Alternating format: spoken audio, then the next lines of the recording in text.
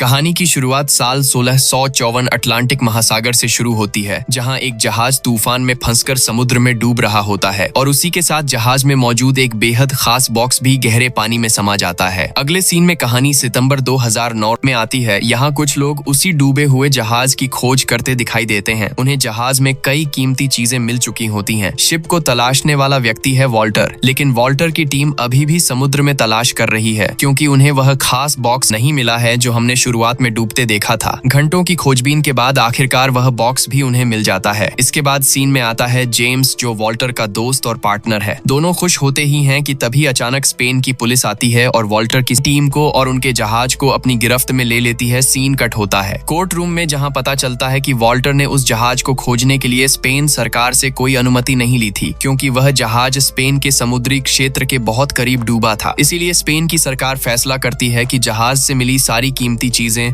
Spain के ही पास रहेंगी। इसके बाद वॉल्टर अब मार्गेट नाम की एक लेडी से बात कर रहा होता है। असल में दोनों ही इंग्लैंड देश के रहने वाले हैं। मार्गेट इंग्लैंड सरकार की एक अधिकारी है। अब तक इंग्लैंड की सरकार ही वॉल्टर को उस खोए हुए खजाने को खोजने में पूरा सपोर्ट दे रही थी, लेकिन स्पेन सरकार साथ न देने की वजह से वॉल्टर के हाथों से वह खजाना निकल जाता है। इसके बाद सीन में दिखाते हैं कि मिलिट्री उस खजाने को लेकर बैंक ऑफ स्पेन पहुंचती है। इस बैंक की सिक्योरिटी हेड का नाम है गुस्ताव। फिर वह खजाना बैंक के अंदर सुरक्षित जगह पर ले जाया जाता है। इसके बाद कहानी यहाँ से एक साल आगे बढ़ती है। साल 2010 में अब हमें दिखाया जाता है एक बेहद तेज तर्रार और इंटेलिजेंट लड़का टॉम। हाल ही में उसने हाई लेवल इंजीनियरिंग की पढ़ाई पूरी की है और इसी कारण कई बड़ी बड़ी कंपनियां उसे जॉब ऑफर कर रही हैं। हमारी कंपनी में आओ, इतना सैलरी देंगे, वो सैलरी देंगे, लेकिन टॉम सभी ऑफर्स को रिजेक्ट कर देता है, क्योंकि आम लोगों की तरह एक नॉर्मल नौकरी करना उसे पसंद ही नहीं। इसी वजह से उसके पापा भी बहुत टेंशन में रहते हैं। जल्दी फैसला करो, जिंदगी में क्या करना है तय करो। इसी दौरान अचानक किसी का टॉम को मैसेज आता है, बाहर आओ। टॉम समझ नहीं पाता कि उसे मैसेज किसने किया है। फिर भी वह बाहर निकल आता है, जहां एक आदमी उसे एक कोट थमाता है। उस कोट की जेब में एक एड्रेस होता है कि उसे कहां पहुंचना है। टॉम उस जगह पहुंचता है जहां एक पार्टी चल रही होती है। वह सोचता है आखिर मुझे किसने बुलाया। तभी एक लड़की उसके पास आती है और उसे थोड़ी दूर आगे अपने साथ लेकर आगे बढ़ती है। वहीं पास में खड़े एक शख्स के करीब जाकर वह उससे बात करने का नाटक करती है और चुपचाप उसका पर्स चुरा लेती है। टॉम पूछता है, तुमने उसका पर्स क्यों चुराया? तो वह कहती है, मेरे पास तो कोई पर्स चुराया ही नहीं। लेकिन जब टॉम देखता है तो वही चोरी किया हुआ पर्स उसकी जैकेट की जेब में रखा होता है, यानी कि वह बहुत बड़ी चोर है। इसके बाद वह टॉम को वहां से दूसरी जगह ले जाती है और उसे मिलवाती है वॉल्टर से, जिसे हम पहले देख चुके हैं। यहाँ वॉल्टर टॉम को बताता है, हम दुनिया के सबसे मुश्किल और सुरक्षित लॉकर से चोरी करने वाले हैं। उस लॉकर को मिरेकल ऑफ इंजीनियरिंग कहा जाता है। यह लॉकर कैसे काम करता है, कैसे खुलता है, ये बात बैंक वालों के अलावा किसी को पता नहीं। इसलिए हमें तुम्हारी मदद चाहिए, क्योंकि टॉम एक बेहद इंटेलिजेंट इंजीनियर है। इसलिए वॉल्टर को लगता है कि टॉम इस लॉकर के सिस्टम को समझकर उसे खोल सकता है। शुरुआत में टॉम यह सब करने के लिए तैयार नहीं होता, लेकिन थोड़ी देर सोचने के बाद उसे लगता है कि शायद यही वह अलग अनोखा काम है जो वह हमेशा से करना चाहता था। इसलिए वह घर लौटकर बैंक ऑफ स्पेन के मिरेकल ऑफ इंजीनियरिंग लॉकर पर रिसर्च शुरू करता है, लेकिन वहां भी वही जवाब मिलता है, इस लॉकर को चोरों के लिए खोलना असंभव है। इसके बाद टॉम वॉल्टर की टीम में शामिल होने का फैसला कर लेता है। जब वह एयरपोर्ट पहुंचता है तभी उसे वह लड़की दोबारा मिलती है। अपने असली रूप में उसका नाम है लॉरेन। फिर दोनों साथ मिलकर स्पेन पहुंचते हैं, जहां पता चलता है कि इस समय देश में एक बड़ा फुटबॉल मैच चल रहा है। और सिर्फ यही नहीं, स्पेन की नेशनल टीम भी क्वार्टर फाइनल में पहुंच चुकी है। इसके बाद जब टॉम और लॉरेन अपने कमरे में पहुंचते हैं तो वहां वॉल्टर उसकी टीम से टॉम की मुलाकात करवाना शुरू करता है। सबसे पहले है क्लॉस, जो एक एक्सपर्ट कंप्यूटर हैकर है। फिर है जेम्स, जो हर तरह का काम करने के लिए हमेशा तैयार रहता है। इसके बाद है सिमोन्स, जिसके पास ऐसी क्षमता है कि कितनी भी मुश्किल चीज क्यों ना हो, वह उसे किसी भी तरह अरेंज करके ले आएगा। अब असली बात यह है कि टॉम इन सब का मास्टरमाइंड बनेगा और इनके पूरे प्लान में मदद करेगा। वॉल्टर की टीम थोड़ी टेंशन में थी, क्योंकि बैंक ऑफ स्पेन के हर कर्मचारी को अलग अलग पासवर्ड दिए जाते हैं और अगर किसी का पासवर्ड मिल जाए तो सीसीटीवी सिस्टम हैक किया जा सकता है। तभी टॉम एक आइडिया देता है, अगर बैंक का कोई कर्मचारी आज छुट्टी पर है तो तुम्हें बैंक वालों की तरह उसे कॉल करके कहना होगा कि बैंक से एक जरूरी मैसेज है और मैसेज सुनने के लिए उसे अपना पासवर्ड डालना होगा। टॉम की बात मानकर वॉल्टर की टीम छुट्टी पर चल रहे एक कर्मचारी को कॉल करती है और जैसे ही वह कर्मचारी अपना पासवर्ड बताता है, टीम के पास कुछ सीसीटीवी कैमरों का कंट्रोल आ जाता है। हालांकि सारे कैमरों का एक्सेस नहीं मिलता, कुछ ही कैमरे मिलते हैं। अब टॉम सबके सामने यह साबित कर देता है कि वह इस टीम में जुड़ने के लायक है। इसके बाद जेम्स और सिमोन्स ट्रेन चलने वाले टनल के पास जाकर यह पता लगाने की कोशिश करते हैं कि बैंक से जुड़े हुए कोई गुप्त भूमिगत रास्ते मिल सकते हैं या नहीं। उसी समय दूसरी तरफ वॉल्टर टॉम को बताता है कि 15वीं शताब्दी में फ्रांसिस ड्रेक नाम का एक व्यक्ति स्पेन से एक खजाना चुराकर कहीं छुपा देता है। वह खजाना कहाँ छुपाया था यह किसी को नहीं पता, लेकिन उसने उस जगह के क्लू 3 सिक्कों पर छोड़ दिए थे। वही 3 सिक्के एक खास बॉक्स में रखे गए थे। यहाँ साफ बताना जरूरी है, वॉल्टर जिस बॉक्स की बात कर रहा है वह कोई और नहीं बल्कि वही खास बॉक्स है जिसे हमने फिल्म की शुरुआत में समुद्र में डूबते देखा था। वो बॉक्स अब बैंक ऑफ स्पेन के अंदर मौजूद मिरेकल ऑफ इंजीनियरिंग लॉकर में सुरक्षित रखा हुआ है। एक और बात, विटर के पास पैसे की कोई कमी नहीं है। फिर वह इस खजाने के पीछे क्यों पड़ा है? क्योंकि खजाने की खोज उसके लिए सिर्फ पैसा नहीं बल्कि शौक और जुनून है। इसके बाद टीम प्लानिंग शुरू करती है। बैंक के हर कोने में सीसीटीवी कैमरे लगे हुए हैं और बैंक में अगर हल्की सी भी गड़बड़ी हो जाए तो उसे ठीक करने के लिए हमेशा 500 सैनिक तैयार रहते हैं। इसका मतलब सीधे बैंक में घुसना बिल्कुल मुमकिन नहीं, इसीलिए उन्हें बैंक से जुड़े हुए किसी गुप्त सुरंग मार्ग से अंदर जाने का रास्ता ढूंढना होगा। इसी दौरान उनके पास 2 ड्राइंग्स भी होती हैं। एक ड्राइंग उस इंसान की बनाई हुई है जिसने पहले बैंक ऑफ स्पेन में काम किया था और जिसे मिरेकल ऑफ इंजीनियरिंग लॉकर का अंदरूनी स्ट्रक्चर पता था, और दूसरी ड्राइंग एक मूर्ति स्टैचू का स्केच है जिसके बारे में टीम को ज्यादा जानकारी नहीं है। अब सबसे बड़ा मुद्दा यही है, लॉकर को खोलने के लिए उन्हें पहले समझना पड़ेगा कि वह कैसे काम करता है। लेकिन यही बात उनके लिए टॉम और उसकी टीम को अभी तक यह समझ नहीं आ रहा था कि वह लॉकर अंदर से कैसे काम करता है। इसके बाद वे बैंक की सिक्योरिटी टीम से कांटेक्ट करके यह बहाना बनाते हैं कि हम बैंक की क्लीनिंग के लिए आने वाले हैं। सिमोन्स यह परमिशन ले लेता है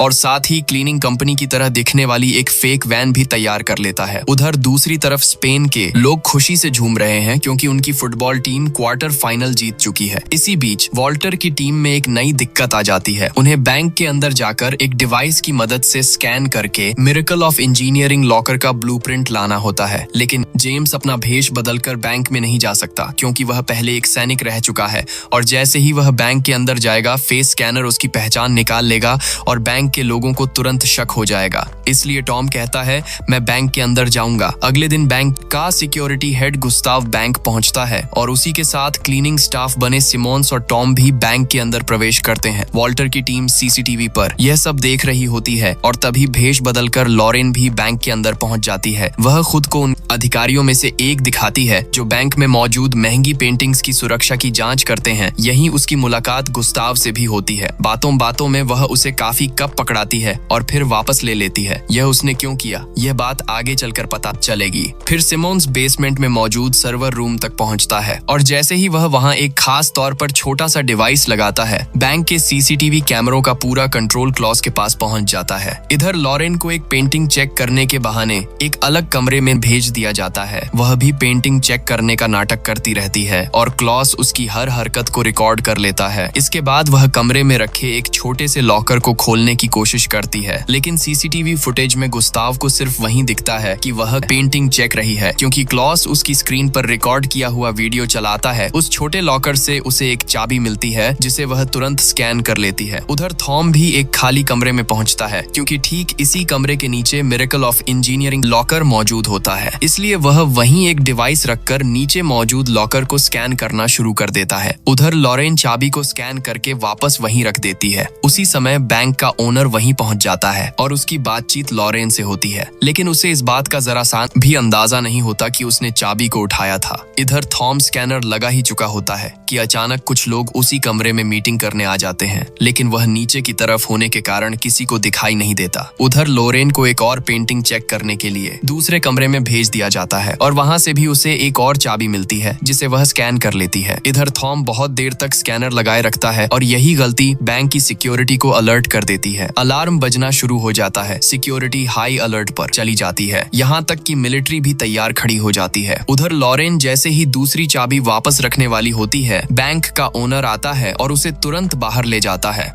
इस चक्कर में चाबी उसके पास ही रह जाती है, इसलिए थॉम जल्दी से उसके पास पहुंचकर वह चाबी लेता है, फिर वापस उसी कमरे में जाकर उसे उसकी असली जगह पर रख देता है। इसके थोड़ी देर बाद सिक्योरिटी वाले चेक करने के लिए वहां पहुंच जाते हैं। सिक्योरिटी वाले जैसे ही कमरे में आते हैं, थॉम तुरंत सफाई करने जैसा नाटक करने लगता है, जिससे किसी को भी उस पर जरा भी शक नहीं होता। उधर गुस्ताव को भी सब कुछ नॉर्मल ही लगता है। उसे समझ ही नहीं आता कि आखिर अलार्म बजा क्यों। वह सोचता है शायद कहीं शॉर्ट सर्किट हुआ होगा और बात वहीं खत्म कर देता है। इसके बाद हमें दिखाया जाता है कि जिस कमरे के ऊपर उन्होंने स्कैनर डिवाइस रखा था, वह डिवाइस अब पूरा का पूरा ब्लूप्रिंट बना चुका है कि नीचे मौजूद मिरेकल ऑफ इंजीनियरिंग लॉकर अंदर से कैसा दिखता है। टॉम उसके बाद ब्लूप्रिंट को देखकर सबको समझाने लगता है। लॉकर के चारों तरफ मोटी मोटी कंक्रीट की दीवारें बनी हुई हैं। नीचे की तरफ एक टनेल है और सबसे ऊपर एक बड़ा वाटर टैंक लगा हुआ है। जैसे ही वे उस वाटर टैंक का स्ट्रक्चर देखते हैं, थॉम को अचानक साफ साफ समझ में आने लगता है। असल में फिल्म की शुरुआत में जो हमने ड्राइंग देखी थी, उसी लॉकर रूम में एक बड़ी सी मूर्ति लगी है और उस मूर्ति के हाथ में एक तुल्ला यानी वजन नापने वाली तख्ती है। मतलब लॉकर रूम में अगर जरा सा भी वजन कम या ज्यादा हुआ तो ऊपर मौजूद टैंक का सारा पानी सीधे लॉकर रूम में गिर पड़ेगा और अंदर घुसने वाले किसी भी चोर को पानी में डुबोकर मार देगा। बाहर निकलने का बिल्कुल भी मौका नहीं मिलता। यहाँ समझने वाली बात यह है कि असल मुश्किल लॉकर खोलना नहीं है, बल्कि अंदर जाकर जिंदा वापस आना है। उधर गुस्ताव और बैंक का ओनर पूरी तरह कंफ्यूज हो चुके हैं। सब कुछ ठीक था, फिर भी अलार्म क्यों बजा? दोनों इसी सवाल में उलझे रहते हैं। इधर थॉम भी लगातार कोशिश करता है कि लॉकर के अंदर जाकर सुरक्षित तरीके से बाहर निकलने का कोई रास्ता मिल सके। फिर हमें दिखाया जाता है जेम्स और सिमोन बड़ी मेहनत से लॉकर के नीचे मौजूद टनेल को ढूंढ लेते हैं। टनेल के अंदर उन्हें एक बड़ा सा मशीन दिखाई देता है और उस मशीन पर लगे वजन मापने वाले मीटर को देखकर उन्हें सब समझ में आने लगता है। मीटर देखते ही जेम्स और सिमोन समझ जाते हैं कि थॉम जो कह रहा था वह बिल्कुल सही है। लॉकर रूम में जरा सा भी वजन बढ़ा या घटा तो ऊपर का पूरा पानी लॉकर रूम में गिर पड़ेगा। असल में टनल के ठीक ऊपर ही लॉकर रूम बना हुआ है। लेकिन इसके बाद जेम्स और सिमोन के वॉल्टर को एक चौंका देने वाली बात बताते हैं। अगर टनल में से रास्ता बनाकर लॉकर तक पहुंचना है तो यह काम पूरा होने में पूरे 15 दिन लगेंगे। यह सुनकर सब लोग मायूस हो जाते हैं, क्योंकि अभी सबका ध्यान फुटबॉल मैच पर है और 15 दिन बाद मैच खत्म हो जाएगा, यानी फिर से सबका ध्यान बैंक पर आ जाएगा, जिससे चोरी करना लगभग असंभव हो जाएगा। इसी परेशान माहौल में वॉल्टर खिड़की से बाहर देखता है तो उसे एक बात नोटिस होती है। बैंक के सारे सीसीटीवी कैमरे सड़क पर फुटबॉल मैच देख रही भीड़ की तरफ घूमे हुए हैं। यह देखकर टीम को एक नया आइडिया आता है। अगर टनल से अंदर घुसना मुमकिन नहीं तो क्यों ना बैंक की छत से अंदर जाए, और इसके लिए सबसे सही दिन होगा फुटबॉल फाइनल का दिन, क्योंकि उस समय पूरा देश मैच में डूबा होगा। टीम यही फैसला करती है कि चोरी फाइनल वाले दिन ही करनी है। लेकिन वहीं दूसरी तरफ गुस्ताव को बैंक की असली क्लीनिंग कंपनी से खबर मिलती है कि पिछले 2 दिनों से उनके किसी भी कर्मचारी ने बैंक में कदम ही नहीं रखा। यानी साफ है जिसने बैंक में क्लीनिंग के नाम पर गुस्सा था वह कोई और था। गुस्ताव तुरंत सिमोन्स और थॉम की फर्जी प्रोफाइल निकालकर सबूतों के साथ बैंक के ओनर को बताता है, किसी ने हमारे बैंक में घुसने की कोशिश की है, हमें और सावधान रहना होगा। यही खबर धीरे धीरे वॉल्टर की टीम तक भी पहुंचती है कि अब गुस्ताव को सिमोन्स के साथ थॉम पर पूरा शक हो चुका है। इसका मतलब है कि उनकी असली पहचान लगभग खुल चुकी है। और फिर वॉल्टर तुरंत मार्गेट को कॉल करता है। वह कहता है, हमारी तरफ के 2 लोग गायब हो गए हैं, इन्हें इंग्लैंड की पुलिस ने गिरफ्तार किया है। तुम्हें यह बात बैंक की ऑफ स्पेन को बतानी होगी, तभी हम आगे बढ़ पाएंगे। मार्गेट भी इस बात के लिए तैयार हो जाती है। इधर गुस्ताव बैंक में सिक्योरिटी दोगुनी करने की तैयारी कर ही रहा होता है, तभी उसे अचानक एक संदेश मिलता है। सिमोन्स और थॉम को इंग्लैंड में गिरफ्तार कर लिया गया है क्योंकि वे चोर हैं। यह सुनकर बैंक की तरफ का तनाव थोड़ा कम हो जाता है। दूसरी तरफ लॉरेन थॉम को एक पब में लेकर आती है और वहां अपना दिल खोलकर बात करती है। पापा के जाने के बाद मुझे संभालने वाला सिर्फ एक ही इंसान था, वॉल्टर, इसीलिए मैं उसके लिए काम करती हूँ। उसी समय थॉम नोटिस करता है कि बैरेंडर ग्लासेस को फ्रीज कर रहा है और यहीं से उसके दिमाग में एक बड़ा आइडिया जन्म लेता है। थॉम एक वेटिंग मशीन पर पानी से भरा गिलास रखकर दिखाता है। गिलास का वजन तुरंत दिखता है, लेकिन जैसे ही वह उसी गिलास को नाइट्रोजन से फ्रीज करता है और फिर मशीन पर रखता है, मशीन कोई वजन दिखाती ही नहीं। यही आइडिया वह टीम को समझाता है। अगर टनल में मौजूद वेट डिटेक्शन मशीन को उसी तरह फ्रीज कर दिया जाए तो टीम आराम से लॉकर रूम में जाकर वापस आ सकती है और मशीन को कुछ पता भी नहीं चलेगा। सबको यह प्लान बिल्कुल सही लगता है, इसलिए टनल में जाकर उस मशीन को फ्रीज करने का जिम्मा सिमोन्स को दिया जाता है। इसके बाद बड़ी तैयारी शुरू हो जाती है। इसी दौरान पता चलता है जो कॉफी कप लॉरेन ने गुस्ताव को दिया था और वापस ले लिया था, उस पर पड़े गुस्ताव के फिंगरप्रिंट वे पहले ही निकाल चुके हैं। उधर वॉल्टर पुराने 3 प्राचीन कॉइन खरीद लेता है। ये क्यों जरूरी है ये आगे समझ में आएगा।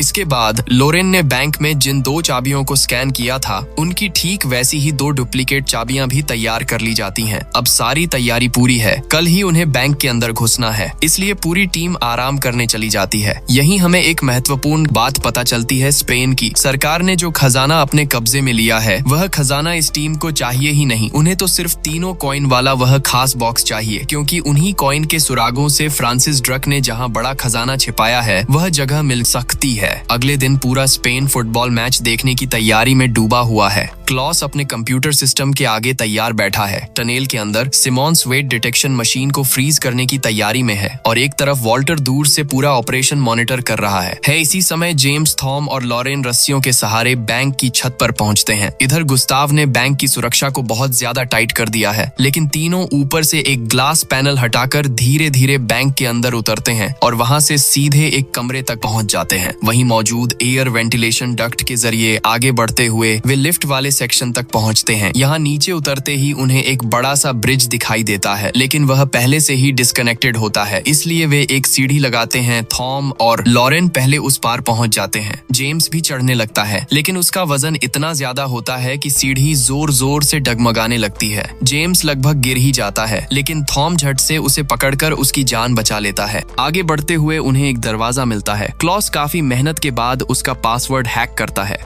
और कोड बताता है। पासवर्ड डालते ही जैसे ही वह लोग कोड एंटर करते हैं दरवाजा खुल जाता है और आखिरकार यह लोग मिरेकल ऑफ इंजीनियरिंग वाले उस खास लॉकर तक पहुंच जाते हैं। जैसे ही अंदर आते हैं यह लोग पहले से ही लिए हुए गुस्ताव के फिंगरप्रिंट को एक डिवाइस में लगाते हैं और फिर अपने पास तैयार रखी हुई डुप्लीकेट चाबियां डालकर घुमाते हैं और तभी लॉकर खुल जाता है।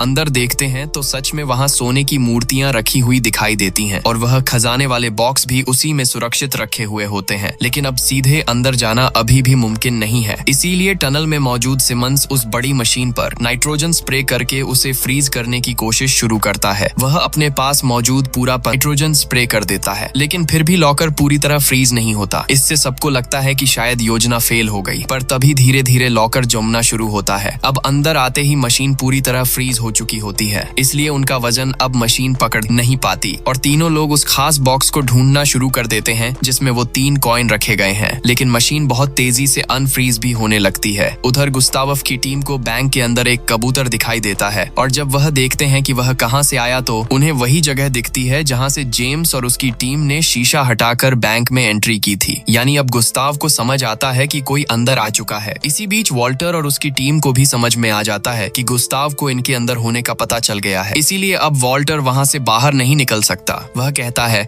अब तुम लोग सरेंडर कर दो, लेकिन जेम्स गन पॉइंट पर कहता है हमें वह बॉक्स दे दो जिसमें 3 कॉइन हैं। जेम्स वॉल्टर और उसकी टीम को धोखा दे रहा है। यह बात अब सबको समझ आ जाती है और ठीक उसी समय लॉकर का दरवाजा भी बंद हो जाता है, क्योंकि मशीन अनफ्रीज हो चुकी है और अब उनका वजन दोबारा डिटेक्ट हो गया है। उधर गुस्ताव की टीम को भी सब पता चल चुका है, इसीलिए मिलिट्री पूरी तरह तैयार होकर बैंक की रक्षा में खड़ी हो जाती है। इधर लॉकर के अंदर पानी भरना शुरू हो जाता है। तभी जेम्स 3 कॉइन वाला बॉक्स पकड़कर उसी दिशा में तैरते हुए जाने लगता है जहाँ से पानी अंदर आ रहा है। बाकी 2 लोग उतनी तेजी से आगे नहीं बढ़ पाते। तभी टॉम को समझ आता है कि जब लॉकर पूरा पानी से भर जाएगा तभी पानी आना रुकता है। यानी उन्हें टनल में मौजूद वजन मापने वाली मशीन को यह यकीन दिलाना होगा कि लॉकर के अंदर बहुत ज्यादा वजन यानी पानी भर चुका है। इसलिए टनल में मौजूद सिमंस अपने पास के सारे सिलेंडर उस मशीन पर रखता जाता है ताकि वजन बढ़ जाए। उधर इसी दौरान सिमोन ने सीसीटीवी हैक करने के लिए सर्वर रूम में जो छोटा डिवाइस लगाया था, जैसे ही गुस्ताव की टीम उसे निकाल देती है, कैमरों का पूरा कंट्रोल फिर से गुस्ताव को मिल जाता है। लॉकर के अंदर टॉम किसी तरह कैमरा हटा देता है। इसी बीच जेम्स किसी तरह लॉकर से बाहर निकल जाता है और टनल में सिमंस ने मशीन पर इतना वजन रख दिया कि मशीन ओवरलोड हो जाती है और पानी आना रुक जाता है। टॉम के कैमरा हटाने की वजह से अब वॉल्टर और क्लाउस को यह भी पता नहीं चल रहा कि टॉम और लॉरेन जिंदा हैं या नहीं। उधर गुस्ताव अपनी टीम को लेकर जैसे ही लॉकर रूम में पहुंचता है उसे अंदर कोई दिखाई नहीं देता, यानी टॉम और लॉरेन दोनों वहां से भाग चुके हैं। उधर वॉल्टर के ईयरफोन में अचानक टॉम और लॉरेन की आवाज आने लगती है, क्योंकि दोनों बहुत मुश्किल से बैंक से बाहर निकलकर भीड़ वाले इलाके में आ पहुंचते हैं। मिलिट्री भी उनका पीछा कर रही होती है, लेकिन उसी समय दोनों फुटबॉल टीम की यूनिफॉर्म पहन लेते हैं, जिससे उन्हें पहचानना मुश्किल हो जाता है। और उसी वक्त स्पेन की